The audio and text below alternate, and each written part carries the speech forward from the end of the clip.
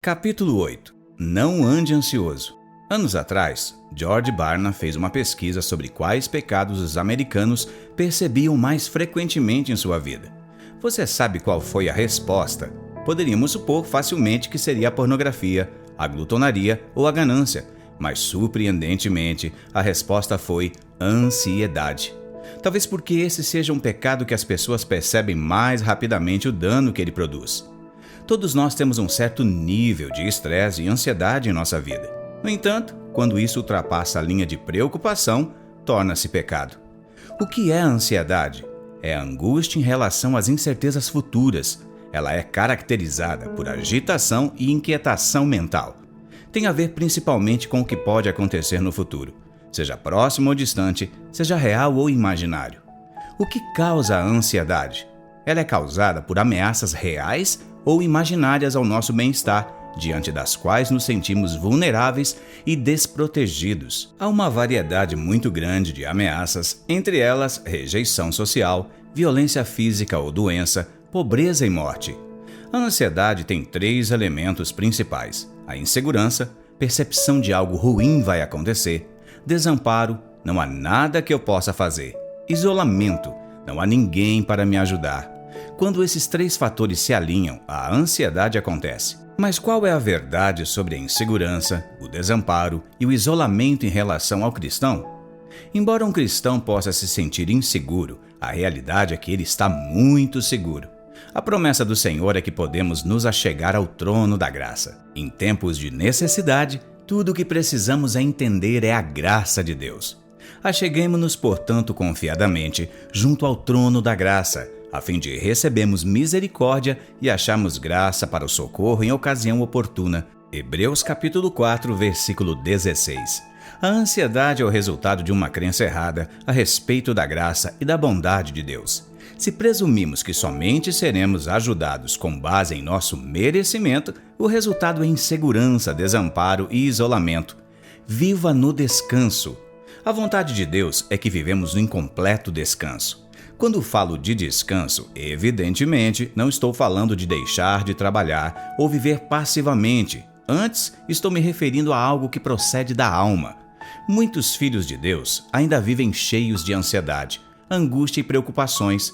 Isso o tira do descanso, o que é mal aos olhos do Senhor. Ele deseja que vivamos na paz e no descanso. Portanto, resta um repouso para o povo de Deus, porque aquele que entrou no descanso de Deus, também ele mesmo descansou de suas obras, como Deus das suas. Esforcemo-nos, pois, para entrar naquele descanso, a fim de que ninguém caia, segundo o mesmo exemplo de desobediência. Hebreus capítulo 4, do versículo 9 ao 11. A ordem do Senhor é que nos esforcemos para entrar no descanso.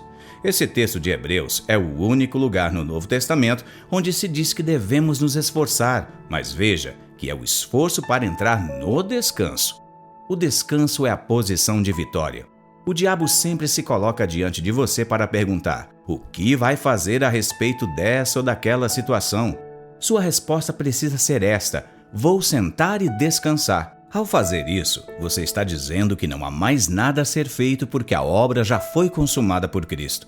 Parece que a obra não está terminada. Você sente que não está terminada. Incontáveis vozes dizem que não está terminada. Mas você se senta e apenas declara: está consumado. Quando você faz isso, alguma coisa acontece com o seu problema. O inimigo vai tentar ao máximo tirá-lo dessa posição, pois ele sabe que, enquanto você está nela, as bênçãos fluem em sua vida, a vitória é abundante e boas coisas acontecem. Então o alvo do diabo é fazê-lo ficar tumultuado e atribulado, sem descanso e paz. Por isso, precisamos nos esforçar para permanecer no descanso. Você sabe como Deus define o mal?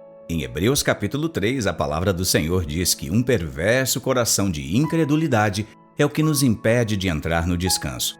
Tende cuidado, irmãos, jamais aconteça haver em qualquer de vós perverso coração de incredulidade que vos afaste do Deus vivo. Hebreus capítulo 3, versículo 12. A palavra perverso aqui é poneros no grego, e seu significado primário é cheio de labores, aborrecimentos e fadigas. Pressionado e atormentado pelos labores. O sentido secundário de poneros é o mal moral, a iniquidade, mas veja que o sentido primário da palavra é justamente perder o descanso. Quando Deus diz que não devemos ter um coração perverso, Ele está dizendo que precisamos rejeitar um coração que não tem descanso, cheio de estresse, preocupação, ansiedade e medo. Isso é muito interessante porque o Senhor disse em Lucas 21 que a condição para sermos livrados da grande tribulação é ter um coração que não está embriagado com preocupações e ansiedades da vida. Acautelai-vos vós mesmos, para que nunca vos suceda que o vosso coração fique sobrecarregado com as consequências da orgia, da embriaguez, das preocupações deste mundo, e para que aquele dia não venha sobre vós repentinamente como um laço. Lucas capítulo 21, versículo 34. O vencedor, portanto, é aquele que entra no descanso. A Canaã na qual somos desafiados a entrar no Novo Testamento é o descanso. É interessante como valorizamos muito o mal moral. Pensamos sempre que esse é o pior tipo de maldade. Mas a palavra de Deus nos mostra que perder a paz e viver sem descanso nos faz ser reprovados por Deus. Você foi redimido da ansiedade. Na noite em que foi traído, algumas horas antes da crucificação, o Senhor suou sangue. A primeira área que o Senhor deseja redimir em nossa vida é a do estresse, medo e ansiedade na mente. Essa é a razão por que Ele primeiro derramou sangue no suor. Antes da queda, Deus havia dado um trabalho ao homem, portanto o trabalho é algo que procede de Deus, porque Ele também trabalha. Depois da queda, porém, o Senhor disse que o homem trabalharia com suor. O suor tornou-se o símbolo da maldição. O homem hoje trabalha cheio de ansiedade e angústia. Por causa disso, o Senhor não aceita o suor em sua obra. Na casa de Deus, tudo deve ser feito dentro do descanso. Tiaras de linho lhe estarão sobre a cabeça e calções de linho sobre as coxas. Não se cingirão a ponto de lhes vir suor. Ezequiel, capítulo 44, versículo 18. Ele sabia que dentro de algumas horas morreria. Por isso prometeu duas coisas. A primeira foi outro Consolador que nos ensinaria todas as coisas, não somente as verdades doutrinárias da palavra, mas como ser bons pais, bons cônjuges, como prosperar, como lidar com problemas e tudo mais de que precisamos. Mas o Consolador, o Espírito Santo, a quem o Pai enviará em meu nome, esse vos ensinará todas as coisas e vos fará lembrar de tudo o que vos tenho dito. Deixo-vos a paz, a minha paz vos dou, não vou-la dou como o mundo dá. Não se turbe o vosso coração e nem se atemorize. João capítulo 14, do versículo 26 ao 27. A segunda coisa que ele nos deixou foi a sua paz. Imagine um homem muito rico, que à beira da morte deseja nos dar alguma coisa. Ele certamente daria o seu bem mais precioso. Foi exatamente isso que o Senhor fez, Ele nos deixou a sua paz. A paz de Jesus é um senso de segurança, prosperidade e felicidade. Não importa qual grande seja o problema, qual severa a situação ou qual terrível diagnóstico, o Senhor deseja que nada disso controle o nosso coração. Se o nosso coração permanecer na paz, veremos o milagre.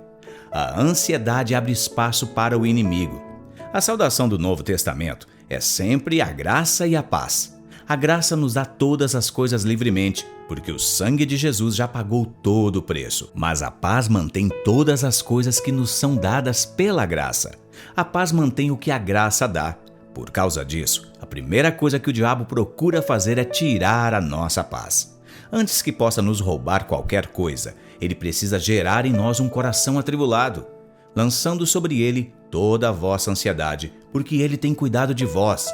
Sede sóbrios e vigilantes. O diabo, vosso adversário, anda em derredor, como um leão que ruge procurando alguém para devorar. 1 Pedro capítulo 5, do versículo 7 ao 8.